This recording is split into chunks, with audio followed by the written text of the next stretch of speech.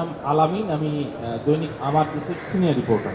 আমার ছোট্ট দুটি প্রশ্ন। একটি হচ্ছে যে গোষ্ঠী যদি বায়োলট দখল করতে যায় অথবা ভোট কেন্দ্র দখল করতে যায় সেক্ষেত্রে সেনাবাহিনীর ভূমিকা কী হবে? পাশাপাশি গত জুলাই বিপ্লবে এখনো পর্যন্ত 1331টি অস্ত্র ছোঁয়া গেছে। পুলিশ এখন বলছে তাদের সব অস্ত্র উদ্ধার হয়েছে।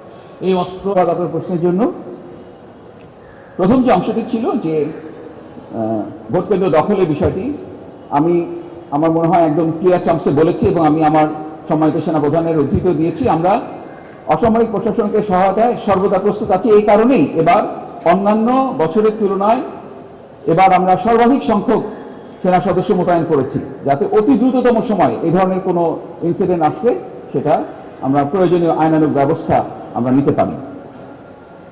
দ্বিতীয় যে প্রশ্নটি করেছেন যে এখনো খোয়া যাওয়া অস্ত্রগুলো উদ্ধার করা সম্ভব হয়নি, আমি আমার বক্তব্যের সময় বলেছি যে এটি চলমান প্রক্রিয়া। আমরা হারিয়ে যাওয়া অস্ত্রগুলোকে আমরা উদ্ধার করার জন্য সার্বক্ষণিক আমাদের অভিযান জারি রেখেছি। আমি যদি গত 24 ঘন্টার কথা বলি, গত 24 ঘন্টায় আমরা 15টি অস্ত্র উদ্ধার করেছি। তো আমি বলেছি যে 20 জানুয়ারিতে আমরা 1 লক্ষাধিক সেনা সদস্য এখন মাঠে মোতায়েন আছে এবং প্রতিদিন নিয়মিত 2500-র মতো 2000 থেকে 2500-র মতো আমরা টহল পরিচালনা করছি। Thank you.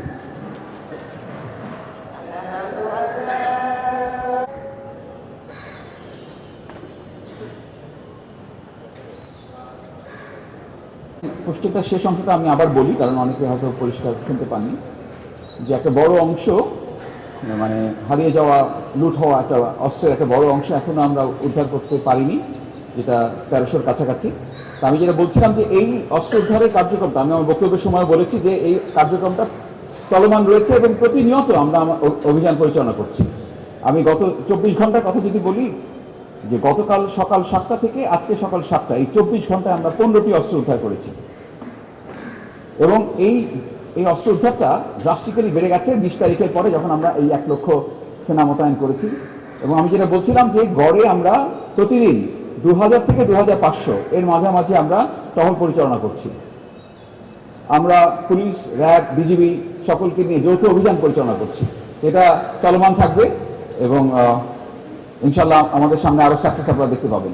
জি জি, আসসালামু আলাইকুম। আমার নাম মোস্তফা মল্লিক। আমার খুব ছোট ছোট দুটো প্রশ্ন। সেটি হচ্ছে যে সামাজিক যোগাযোগ মাধ্যম বা সোশ্যাল মিডিয়ার যে চ্যালেঞ্জ, যেটা আপনারা নির্বাচন কমিশন থেকে শুরু করে সরকারের শীর্ষ মহল থেকে বলা হয়েছে, আপনারা খেয়াল করেছেন কিনা যে সাম্প্রতিক সময়ে একটা ভয়ঙ্কর রকমের জিনিস হচ্ছে, সেটি হচ্ছে যে জায়গা থেকে করানো। এটা একটা ভোট কেন্দ্র দখলের চেয়েও ভয়ঙ্কর রকমের একটা অবস্থা। বিটিআরসি থেকে এরই মধ্যে জানানো হয়েছে এই বিষয়গুলো। এই ক্ষেত্রে প্রথম যে প্রশ্নটি যে সোশ্যাল মিডিয়ার, বিকজ এটাই হচ্ছে আমাদের এবারের সবচেয়ে বড় চ্যালেঞ্জ। এবং সোশ্যাল মিডিয়া শুধু না, এর সঙ্গে যদি আমি কৃত্রিম বুদ্ধিমত্তা এআই যোগ করে দিই, তাহলে তো এখন আপনারা দেখতে পাচ্ছেন যে যে কোনো একজনের চেহারা শুধু থাকলেই হলো, যে কোনো কিছু তৈরি করা সম্ভব। সেটা একটা বড় চ্যালেঞ্জ। এই জন্যই আমি আপনাদের কাছে সাহায্য চেয়েছি যে আপনারা যদি তাৎক্ষণিকভাবে যে কোনো একটা মিথ্যা বা অপতথ্যের প্রচারের আগেই আপনারা যদি বস্তুনিষ্ঠ এবং তথ্য নির্ভর একটা সংবাদ যদি আপনারা প্রকাশ করেন, ইলেকট্রনিক এবং যেটা মেইন স্ট্রিম মিডিয়া, যেটা সেখানে যদি এটা নিয়ে আসা যায়, তাহলে এটা অনেকটাই রোধ করা সম্ভব হবে।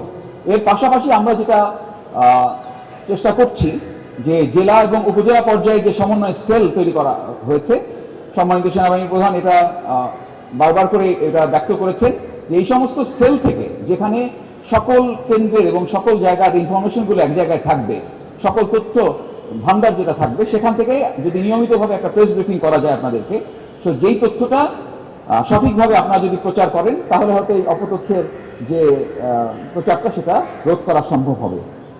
দ্বিতীয় যেটা বললেন যে আমরা কতদিন থাকবো নির্বাচনের পরে, এটা একদমই হচ্ছে সরকারের সিদ্ধান্ত।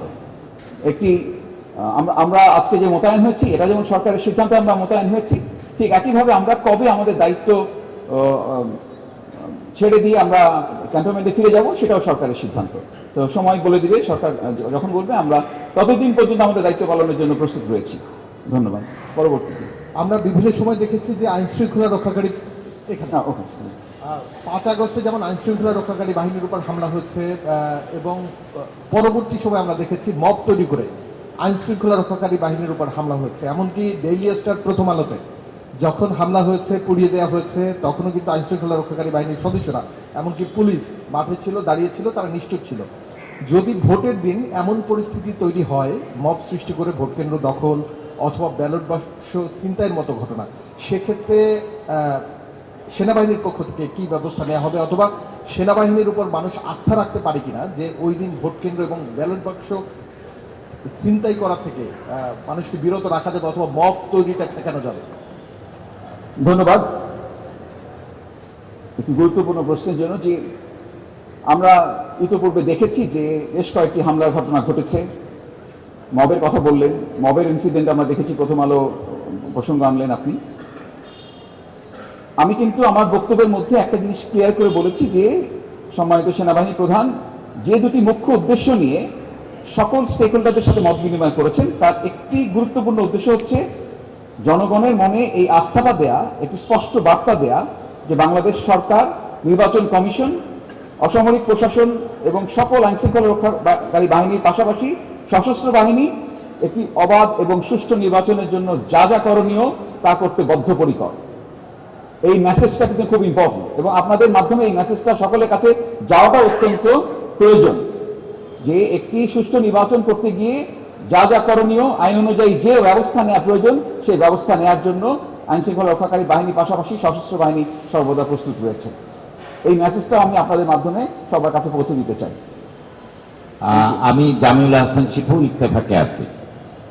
আমার প্রশ্নটা হলো যে ত্রয়োদশ জাতীয় সংসদ নির্বাচনে একটি বড় দল, রাজনৈতিক দল নিষিদ্ধ কার্যক্রম, তাদের রাজনৈতিক কার্যক্রম নিষিদ্ধ হওয়ার কারণে এই নির্বাচন থেকে বাহিরে আছে, এবং এই দলটি অনেক নেতাকর্মী বাহিরে আত্মগোপন করে আছে, দেশের ভিতরেও আত্মগোপন করে আছে। তো আমরা ডিজিটাল প্ল্যাটফর্মে বা ভার্চুয়াল জগতে দেখছি যে এই দলটির পক্ষ থেকে বিভিন্ন রাজনৈতিক থ্রেট, হুমকি, ভোট কেন্দ্রে যাওয়ার বিষয়ে, না যাওয়ার বিষয়ে বিভিন্ন ধরনের থ্রেট দেওয়া হচ্ছে। তো সেই ক্ষেত্রে বাংলাদেশ সেনাবাহিনী কি এখন পর্যন্ত এই 12ই ফেব্রুয়ারি নির্বাচনের আগে পর্যন্ত এই দলটির পক্ষ থেকে কোনো থ্রেট পেয়েছে কিনা, আর যদি পেয়ে থাকে বা এই ধরনের থ্রেট বা জঙ্গিদের থেকে থ্রেট, এটার বিষয় প্রতিরোধের জন্য কি ধরনের আপনাদের ব্যবস্থা নিয়েছেন? ধন্যবাদ। ধন্যবাদ আপনার প্রশ্নের জন্য। রাজনৈতিক বিষয়গুলোতে আমি আলোচনায় যাব না। আমাদের প্রস্তুতির ব্যাপারটা আমি আপনাকে জানাতে পারি। সেটা হচ্ছে যে যে কোনো ধরনের সহিংসতা বা নাশকতা প্রতিরোধের জন্য যে ধরনের প্রিপারেশন দরকার, যে ধরনের প্রস্তুতি দরকার, অন্যান্য আইন শৃঙ্খলা রক্ষাকারী বাহিনীর পাশাপাশি সশস্ত্র বাহিনীও সকল ধরনের প্রস্তুতি সম্পন্ন করেছে। বিশেষত সেনাবাহিনী এই সকল নাশকতা প্রতিরোধের জন্য সম্পূর্ণরূপে প্রস্তুত রয়েছে। আসসালামু আলাইকুম। আমার নাম জামিল, আমি ডেইলি স্টারে কাজ করি। আমার ছোট্ট একটু দুটো প্রশ্ন। একটা হচ্ছে যে বাংলাদেশ জামাতে ইসলামের পক্ষ থেকে দাবি করা হয়েছে যে একটি দল ক্ষমতা দেখাচ্ছে, মাসল পাওয়ার দেখাচ্ছে, আক্রমণ করছে দলের নেতাকর্মীদের উপরে।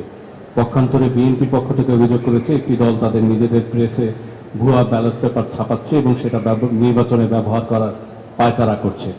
পাল্টাপাল্টি অভিযোগের এই প্রেক্ষিতে মানে বাংলাদেশ সেনাবাহিনী as a major stakeholder in the upcoming election, আপনারা প্রধান রাজনৈতিক দলগুলোর প্রতি আপনাদের পক্ষ থেকে কোনো আহ্বান থাকবে কিনা, বা আপনারা আপনাদের অবস্থান থেকে কিছু বলবেন কিনা, এক। আর দ্বিতীয়ত হচ্ছে আর মাত্র এক সপ্তাহেরও কম সময় বাকি আছে ইলেকশনে, সেখানে এখনো মানুষের মাঝে একটা সংশয় রয়ে গেছে যে আসলে ইলেকশনটা কিভাবে হবে, কতটুকু এনভায়রনমেন্ট কতটুকু আসলে রয়েছে, ভোট হবে কিনা, এরকম একটা সংশয় রয়ে গেছে। এখানে কি আসলে সরকারের পক্ষ থেকে কোনো ব্যর্থতা দেখছেন কিনা যে ইলেকশন এনভায়রনমেন্ট এখনো করা যায়নি? পরের প্রশ্নটা আগে দিয়ে ফেলি উত্তর। এই যে সংশয়ের কথা বললেন, এই সংশয় দূর করার জন্যই কিন্তু সম্মানিত সেনাবাহিনী প্রধান সকল বিভাগে ব্যক্তিগতভাবে গিয়েছেন এবং নির্বাচন সংশ্লিষ্ট অসামরিক প্রশাসন এবং আইন শৃঙ্খলা রক্ষাকারী বাহিনী যারা এই নির্বাচনের সাথে নিয়োজিত থাকবেন বা সংশ্লিষ্ট সকল স্টেক হোল্ডার তাদের সঙ্গে মত বিনিময় করেছেন। এবং আমি প্রথমেই বলেছি দুটো উদ্দেশ্য নিয়ে উনি গিয়েছেন। একটা হচ্ছে তাদেরকে আস্থা দেয়া যে তাদের যে কোনো সহায়তা প্রদানের জন্য সেনাবাহিনী প্রস্তুত আছে, এবং দ্বিতীয়টি হচ্ছে জনগণকে আস্থা দেয়া এবং ওই বার্তাটা সুস্পষ্টভাবে দেয়া যে সকল বাহিনী, সরকার, নির্বাচন কমিশন, অসামরিক প্রশাসন, আইন শৃঙ্খলা রক্ষাকারী বাহিনী, সশস্ত্র বাহিনী সকলে সমন্বিতভাবে একটি সুন্দর নির্বাচন উপহার দেওয়ার জন্য প্রস্তুত। এবার প্রথম অংশটাতে আসি, যেটাতে বললেন যে একটা পাল্টাপাল্টি অভিযোগের নির্বাচনের একটা সংস্কৃতি আছে আমাদের দেশে। এই সংস্কৃতির সঙ্গে আমরা সবাই মোটামুটিভাবে পরিচিত। সো এই পাল্টাপাল্টি অভিযোগের এই সংস্কৃতিটা চলমান, এটা চলছে যতক্ষণ পর্যন্ত সাধারণ মানুষের জানমালের ক্ষয়ক্ষতি এবং না হচ্ছে ততক্ষণ পর্যন্ত আমরা এ বিষয়ে আমাদের ইনভলভমেন্টের আমরা করছি না। যে বা কোনো কারণে যদি কোনো জানমালের ক্ষয়ক্ষতি হয়, সাধারণ মানুষ যদি এর দ্বারা কোনো অসুবিধার সম্মুখীন হয় এবং অসামরিক প্রশাসন যদি মনে করে যে সেখানে সেনাবাহিনীর হস্তক্ষেপের প্রয়োজন রয়েছে, আপনাদেরকে বুঝতে হবে যে নির্বাচনের মূল দায়িত্বটা হচ্ছে জেলাতে রিটার্নিং অফিসারের, এবং জেলা প্রশাসক তিনি রিটার্নিং অফিসারের দায়িত্ব পালন করেন। আইন শৃঙ্খলা রক্ষার মূল কাজটা হচ্ছে এসপি, পুলিশ এটা করে। এই অসামরিক প্রশাসন এবং এই আইন শৃঙ্খলা রক্ষাকারী বাহিনী তাদের যে কোনো প্রয়োজনে যে কোনো ধরনের সহায়তা প্রদানের জন্য আমরা মাঠে মোতায়েন রয়েছি। তো চাইবা মাত্র যে কোনো সহায়তা প্রদান করিতে বাধ্য থাকিব। আসসালামু আলাইকুম, আমার নাম নিশাদ, আমি দেশ টিভিতে কাজ করি। সরি, আমি বারবার এদিক ওদিক টাকার চাষ আমি খুঁজে পাচ্ছি না যে। জি, থ্যাংক ইউ। আমার যেটি জানার বিষয় সেটি হচ্ছে, আমরা রোহিঙ্গা ক্যাম্পে দেখছি যে সেখানে সশস্ত্র কয়েকটি বাহিনী রয়েছে, তাদের 4টি বাহিনী ইতিমধ্যেই আলোচিত। তাদের কাছে অনেক ভারী অস্ত্র রয়েছে এবং একই সাথে পাহাড়েও ইউপিডি, জেএসএস সহ 4-5টি সংগঠন রয়েছে, তাদের কাছেও ভারী অস্ত্র আছে। তো এই অস্ত্রগুলো আমাদের বাংলাদেশের নির্বাচনের জন্য হুমকি হিসেবে দেখছেন কিনা, প্রভাব ফেলবে কিনা, এবং সেক্ষেত্রে আপনারা সেই বিষয়টাকে কতটা গুরুত্ব দিয়ে কাজ করছেন সেই বিষয়টি একটু জানতে চাই। আরেকটা বিষয়, নির্বাচনের দিন যে ভোট কেন্দ্রগুলো রয়েছে সেখানে দেখা যায় ভোট কেন্দ্রের ভেতরে বা আশপাশে আইন শৃঙ্খলা বাহিনীর সদস্যরা থাকে, কিন্তু ঠিক তার একটু বাইরে যদি যায় অনেক সাধারণ ভোটাররা আছে, তাদেরকে পেশি শক্তি ব্যবহার করে স্ব এলাকার প্রভাবশালী যারা থাকে তারা বাধাগ্রস্ত করে। তো সেক্ষেত্রে সেনাবাহিনীর সহযোগিতা চাইলে সেনাবাহিনী কিভাবে সহযোগিতা করবে? আর একটা বিষয় হচ্ছে, নির্বাচন পরবর্তী সময়ে অনেক সময় দেখা যায় সহিংসতার আশঙ্কা থাকে, সেক্ষেত্রে আপনারা কতটা প্রস্তুত রয়েছেন? আচ্ছা, প্রথম প্রশ্নটা হচ্ছে যে পার্বত্য চট্টগ্রাম সবসময় একটি সেন্সিটিভ জায়গা, এবং এই ব্যাপারে আপনারা জানেন যে শুধু বর্তমানে নির্বাচন কেন্দ্রিক নয়, নির্বাচনের পূর্বাপর সময়ও আমরা ওখানে আমাদের সেনা মোতায়েন সার্বক্ষণিকভাবে থাকে। তো যেই আশঙ্কার কথা আপনি বলেছেন, আমরা এইগুলো আমাদের অ্যাসেসমেন্টের মধ্যে নিয়েছি। এ ব্যাপারে পর্যাপ্ত পরিমাণ পর্যালোচনা করা হয়েছে এবং এটার সাথে সংশ্লিষ্ট যে সংস্থারা যারা কাজ করছে এবং আমাদের সেনাবাহিনী যারা ওখানে মোতায়েন করা আছে তাদেরকে এ ব্যাপারে সুনির্দিষ্ট নির্দেশনা প্রদান করা আছে, সকল ধরনের থ্রেট অ্যাসেসমেন্ট করে। দ্বিতীয় যে প্রশ্নটি আপনি করেছেন সেটা হচ্ছে যে ভোট কেন্দ্রের ভিতরে বা আশেপাশে হয়তো আইনশৃঙ্খলা রক্ষাকারী বাহিনী থাকে, বাট সাধারণ মানুষ যারা ভোট কেন্দ্রে আসতে চায় তাদের এ ব্যাপারেও এবার আমরা আপনাদের আশ্বস্ত করতে চাই যে সাধারণ মানুষ যাতে নির্ভয়ে এবং স্বাচ্ছন্দ্যে যারা ভোট কেন্দ্রে আসতে পারে সে ব্যাপারে আমাদের নিয়মিত টহল জারি থাকবে। এবং এ কারণেই আমরা এবার উপজেলা ভিত্তিক, ক্ষেত্র বিশেষে কেন্দ্র ভিত্তিক আমাদের ক্যাম্প স্থাপন করেছি, যাতে বিপুল সংখ্যক পেট্রোল একসঙ্গে যেন অনেক টহল বাইরে থাকতে পারে, যাতে সাধারণ মানুষের মনে আস্থার জায়গাটা হয় এবং নির্বিঘ্নে তারা যাতে নির্ভয়ে ভোট কেন্দ্রে আসতে পারে। তৃতীয় যে প্রশ্নটি আপনি করেছিলেন যে নির্বাচন পরবর্তী সহিংসতা, আমার মনে হয় এখানে আরেকজন এই প্রশ্নটা করেছিলেন নির্বাচন পরবর্তী সহিংসতা। আমি তখনও বলেছি যে নিশ্চয়ই আমরা এটার জন্য সর্বাত্মক আমাদের প্রস্তুতি রয়েছে এবং আমরা we are trained for that. Thank you. আমি নুসরাত শামিন, বৈশাখী টেলিভিশনে আছি। আমার প্রশ্নটা হলো, নির্বাচনকালীন সময়ে সেনাবাহিনী মোতায়েন থাকা অবস্থায় যদি ভোটার আস্থা ক্ষুণ্ণ হয় বা ভোটাররা ভোট কেন্দ্রে যেতে আশঙ্কা বোধ করে এবং পোস্ট ইলেকশন ফলাফল নিয়ে যদি কোনো প্রশ্ন ওঠে, তাহলে সেনাবাহিনী যে মাঠে গণতান্ত্রিকভাবে নিরপেক্ষ ছিল এটি তারা কিভাবে প্রমাণ করবে এবং এর দায় সেনাবাহিনী নেবে কিনা? দ্বিতীয় আরেকটি প্রশ্ন, সেটি হলো, নির্বাচনী কেন্দ্রগুলোর অবস্থা বিবেচনায় যদি অতিরিক্ত বল প্রয়োগের প্রয়োজন হয় সেক্ষেত্রে সেনাবাহিনীর রোলস অফ এঙ্গেজমেন্টটা কি হবে? বিজিবি বলেছে তারা কোনো অতিরিক্ত বল প্রয়োগ করবে না, এক্ষেত্রে আপনারা কি করবেন? ধন্যবাদ। তো প্রথম যে অংশটি ছিল যে ভোট কেন্দ্রে সহিংসতা এবং পোস্ট ইলেকশন যদি কোনো হয় এবং আমাদের নিরপেক্ষতা যদি প্রশ্নবিদ্ধ হয়, আমি প্রথমেই বলতে চাই বাংলাদেশ সেনাবাহিনী একটি সুশৃঙ্খল বাহিনী এবং দেশমাতৃকার সেবায় নিয়োজিত একটি বাহিনী। আমাদের এখানে আমরা যারাই সেনা মোতায়েন করা হয়েছে, সম্মানিত সেনাপ্রধান পরিষ্কারভাবে একটি কথা বলে দিয়েছেন যে সম্পূর্ণ নিরপেক্ষভাবে আমরা আমাদের দায়িত্ব পালন করব।